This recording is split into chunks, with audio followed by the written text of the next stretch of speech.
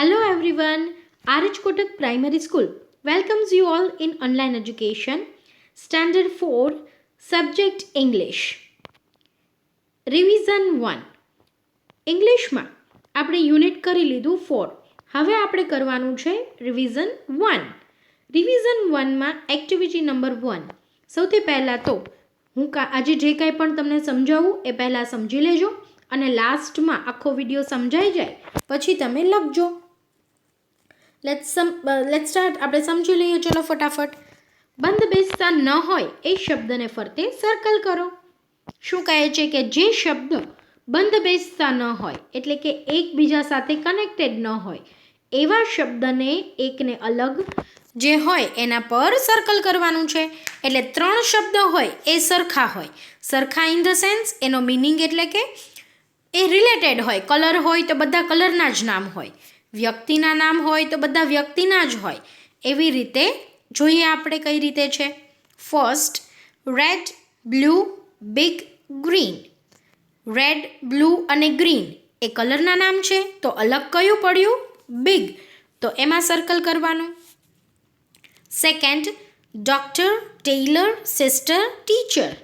Doctor, tailor એટલે દરજી, teacher એ પણ વ્યવસાયિકો છે. આ બધા વ્યવસાયકારોના નામ છે.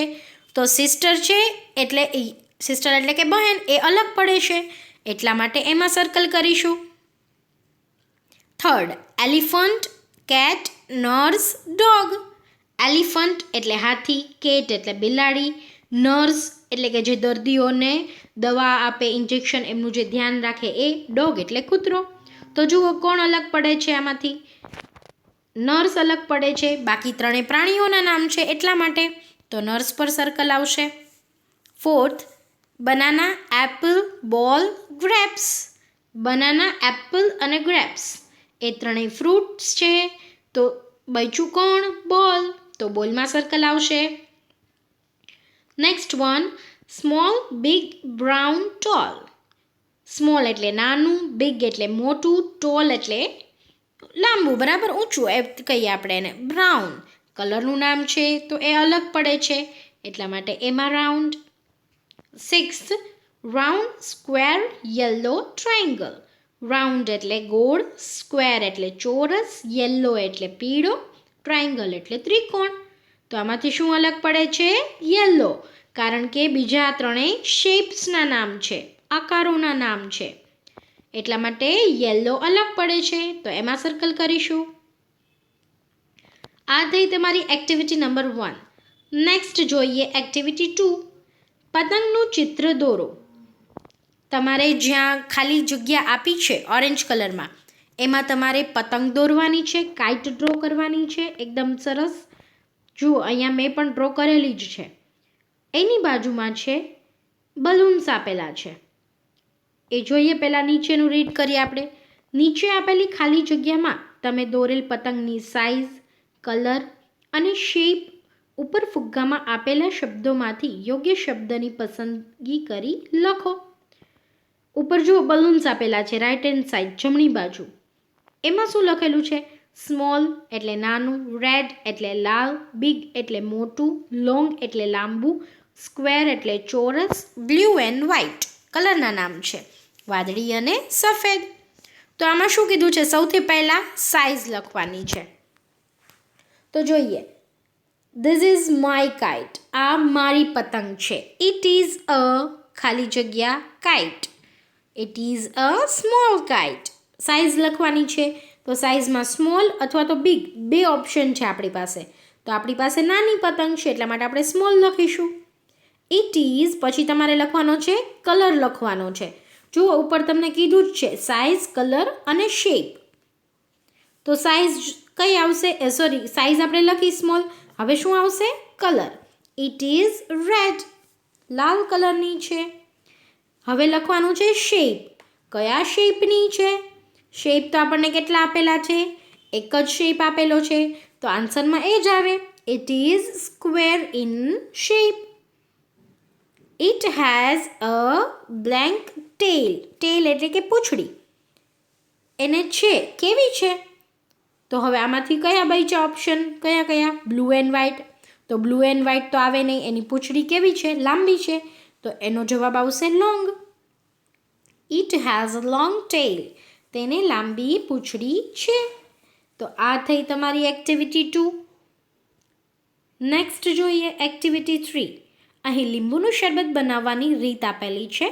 ચિત્રોની મદદથી સૂચનાઓ સમજો. સૂચનાઓને યોગ્ય ક્રમમાં ગોઠવી આપેલી જગ્યામાં ફરીથી લખો. આ લીંબુ શરબત બનાવવાની આખી રીત છે. હવે એ ક્રમમાં નથી આપેલી, આપણે એને ક્રમમાં ગોઠવવાની છે. તમે કેમ ગુજરાતીમાં એમાં કરો છો ને, ચડતા ક્રમ ઉતરતો ક્રમ, એવું બધું મેથ્સમાં આવે. પછી ગુજરાતીમાં શું હોય, પેરેગ્રાફમાંથી ડિફરન્ટ સેન્ટેન્સીસ આપ્યા હોય, પછી કીધું હોય કે સૌથી પહેલાં કયું છે, એવું હોય ને. તો હવે આપણને લીંબુ શરબત તો બનાવતા આવડે છે. તો હવે આપણે એ જોવાનું છે કે first, second, third, fourth, fifth, sixth અને સેવન્થ કોણ આવે છે, કયું પહેલું સ્ટેપ આવશે. તો જોઈએ આપણે. પહેલાં આપણે સમજી લઈએ, પછી એને ગોઠવશું. Take a lemon cut into 2 pieces. એટલે કે લીંબુ લો. ટેક એટલે કે લેવું, લેમન એટલે લીંબુ. કટ ઇન્ટુ 2 પીસીસ, એને 2 ભાગમાં કટ કરો. Remove the seeds. સીડ એટલે કે બી. રિમૂવ એટલે કાઢી નાખવું, બી કાઢી નાખો.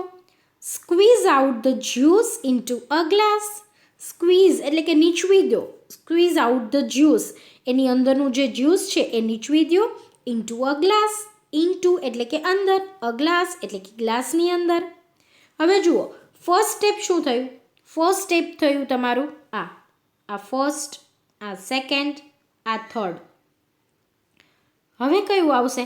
જુઓ, એ તો આવી ગયું આપણું, બરાબર. લીંબુનું તો આવી ગયું આપણું. તો હવે શું બાકી રહ્યું? જોઈએ આપણે 3. હવે ફોર્થ સ્ટેપ કયો આવશે? જોઈએ આપણે ફોર્થ. હવે તમે જુઓ, અહીંયા બધા ગ્લાસ ભરેલા છે. અહીંયા ગ્લાસ ભરેલો છે, અહીંયા ગ્લાસ ભરેલો છે, આ ભરે છે અને અહીંયા પણ ભરેલો છે. એનો મતલબ શું થયો? આ ત્રણેય ભરેલા છે ગ્લાસ. તો આપણે કયું આવશે? પહેલાં પાણી ભરવું પડશે. એટલે ફોર્થ સ્ટેપ આવશે એડ વોટર. પાણી એડ કરો એમાં. પછી એના પછીનો સ્ટેપ કયો આવશે? પાણી એડ થઈ ગયા પછી yes, fifth. Put 2 spoons of sugar, mix it well. 2 ચમચી ખાંડ નાખો અને એકદમ સરસ રીતે એને મિક્સ કરો. પછી છે એડ સમ સોલ્ટ. 6થા નંબરનું આવશે, થોડુંક મીઠું નાખો. અને 7મા નંબરનું your lemon juice is ready. તમારું લેમન જ્યુસ છે એ રેડી છે, બરાબર. અહીંયા તમારે એ લખવાનું છે 1 to 7. આપણે જે આગળ મેં તમને સમજાવ્યું કે આ first, tech a lemon, cut into 2 pieces. Second, remove the seeds. આ બધી જ લાઈન જે છે એ તમારે અહીંયા 1 થી 7માં લખવાની છે. ફરીવાર કહી દઉં, તમને નંબર આપી દઉં ફરીવાર કયા કયા છે એ. First, second, third, fourth, fifth, sixth અને સેવન્થ. આ યાદ રાખજો. આવી રીતે જ તમારે આ જે સેન્ટેન્સીસ છે એ તમારે નેક્સ્ટમાં લખવાના છે. તમારે જે નીચે તમારી ટેક્સ્ટબુકમાં આપેલું છે આમાં 1 to 7, બરાબર. એક્ટિવિટી 4. ફૂલના કુંડામાં જુદા જુદા વ્યવસાયકારોના નામ આપેલા છે. ફૂલોની અંદર એના વ્યવસાયનું વર્ણન કરવામાં આવેલું છે. ફૂલોના કુંડામાં લખેલ વર્ણન અનુસાર વ્યવસાયકારનું નામ લખો. શું કીધું છે કે કુંડામાં છે ને, નીચે જુઓ કુંડામાં, એમાં બધા જ વ્યવસાયકારોના નામ છે. અ ટીચર એટલે કે શિક્ષક, અ નર્સ જે દર્દીઓની સેવા કર એટલે કે એ લોકોને બધું ટાઈમ ટુ ટાઈમ ઇન્જેક્શન આપવાનું હોય તો એ આપે, એને દવાઓ આપે, એનું ધ્યાન રાખે. અ ડૉક્ટર, અ પોસ્ટમેન એટલે કે ટપાલી, એન આર્ટિસ્ટ એટલે કે જે આર્ટિસ્ટ હોય, પેઇન્ટિંગ કરતા હોય, અલગ અલગ એ રીતનું આર્ટ કરતા હોય એને આર્ટિસ્ટ કહેવાય, બરાબર. તો હવે આમાં ઉપર શું આપેલું છે તો કે એના વિશેનું વર્ણન છે. હવે આપણે એ વ્યવસાયકારને ગોતી અને એ જગ્યામાં લખવાનું છે. તો જોઈએ, જુઓ સૌથી પહેલું a person who draws picture. A person એટલે કે માણસ, હુ ડ્રોઝ પિક્ચર કે જે પિક્ચર ડ્રો કરે છે, ચિત્ર દોરે છે. તો ચિત્ર કોણ દોરે? કયો વ્યવસાયકાર છે? જુઓ નીચે. ટીચર, નર્સ, ડૉક્ટર કે પોસ્ટમેન કે આર્ટિસ્ટ? યસ, આર્ટિસ્ટ ડ્રો કરે. તો જવાબમાં આવશે એન આર્ટિસ્ટ. સમજાણું તમને? એ વ્યક્તિનું ડિસ્ક્રિપ્શન, એ વ્યક્તિ વિશે લખેલું છે, તો એ વ્યક્તિને તમારે ગોતી અને ત્યાં લખવાનું એનું નામ. A person who helps the doctor. એ માણસ કે જે ડૉક્ટરને મદદ કરે છે. તો કોણ હોય દવાખાનામાં? બીજું મેં તમને કીધું એમ કે એની સાથે હેલ્પ કરે. Answer nurse, a nurse. A person who delivers letters. એ વ્યક્તિ કે જે પત્રોને ડિલિવર કરે છે, બધાની ઘરે પહોંચાડે છે. તો એ કોણ કરે? પોસ્ટમેન. Yes, a postman. એના પછી છે લેફ્ટ હેન્ડ સાઈડ, અ પર્સન હુ ટીચિસ ચિલ્ડ્રન. અ પર્સન એટલે કે એ વ્યક્તિ હુ ટીચિસ ચિલ્ડ્રન, કે જે બાળકોને ભણાવે છે. કોણ ભણાવે બાળકોને? A teacher. ટીચર એ વિદ્યાર્થીઓને ભણાવે છે, બાળકોને ભણાવે છે. A person who helps sick people. શું કહે છે? કે અ પર્સન એ વ્યક્તિ કે જે માંદા માણસોને મદદ કરે છે. તો એમાં આવશે અ ડૉક્ટર. ડૉક્ટર માંદા માણસોને મદદ કરે, પણ નર્સ એ ડૉક્ટરને હેલ્પ કરે બધી વસ્તુમાં. ઓપરેશન કરવાનું હોય તો નર્સ એની સાથે હોય જ, એ એને હેલ્પ કરે. એ જે કાંઈ પણ માગે એ આપે, એના ડિસ્ક્રિપ્શન પ્રમાણે એ બધું કામ કરે. તો આ હતી તમારી એક્ટિવિટી નંબર 4. વ્યવસાયકારો છે અને એનું કામ છે. તમારે એને બધાને સાથે બ્લેન્ક્સ પૂરવાની છે.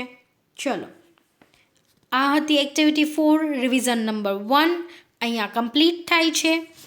વ્યવસ્થિત રીતે તમારી બુકમાં લખી લેજો. આ વિડીયો તમે સમજી લીધો છે અને હવે તમારી ટેક્સ્ટ બુકમાં મેં જેટલી એક્ટિવિટી કરાવી એ બધી જ એક્ટિવિટી તમારે પેન્સિલથી લખી લેવાની છે.